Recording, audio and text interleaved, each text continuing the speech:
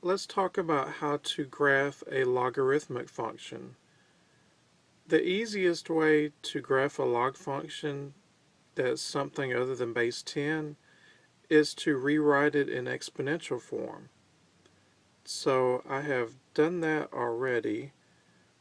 Log of base 3x is the same thing as x is equal to 3 to the y power. Now to graph this function, you're now going to pick values for y, plug them in, and find each corresponding x.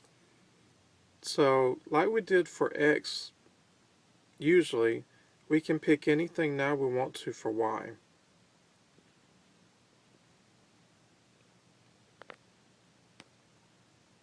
So I picked these values 0, 1, 2, and negative 1. If I let y equal 0, well, 3 to the 0, anything to the 0 power is 1. If I let y equal 1, that's just plain 3 for x. If I let y equal to 2, then our corresponding x would be 9. And last, let x equal to negative 1. I'm sorry, y, excuse me. We have to change this, flip it to change this into a positive exponent. So this would actually turn into 1/3. If you want to include more points, you certainly can. Over here, I've already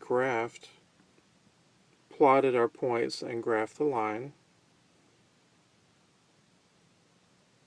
And if you notice, this kind of evens out. If you pick more points,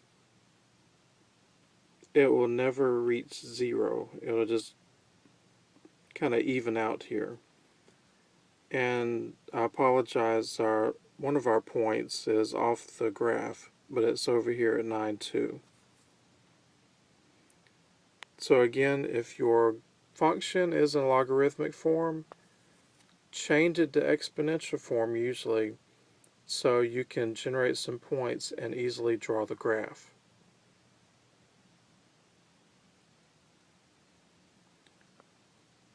Speaking of logarithmic functions, another thing that you can do just basically is find the domain.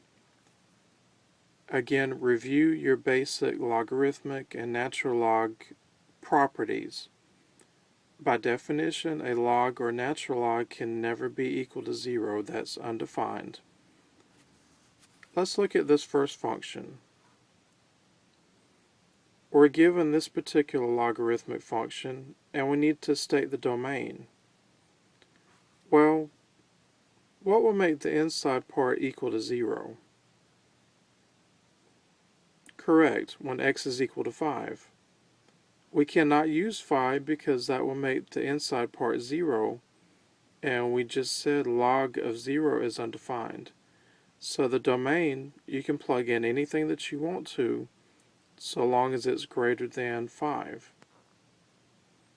So therefore our domain in interval form would be parentheses 5 to infinity.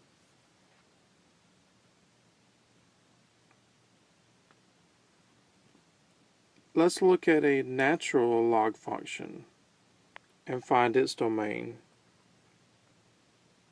So we're given f of x is equal to natural log of parentheses 4 minus x.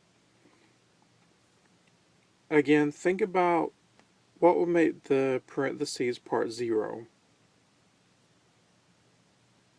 Again, you're right, x would equal 4. That will make the inside part 0. If we plug in anything less than 4, we're good. However, if you plug in anything greater than 4, that would still be undefined. So we can plug in anything less than negative 4 to negative forever, or in interval form, this would be from negative infinity to 4.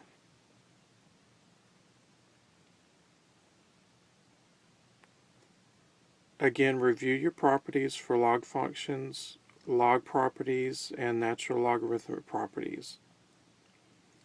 In the next video, we will talk about and show how to use some of these logarithmic properties.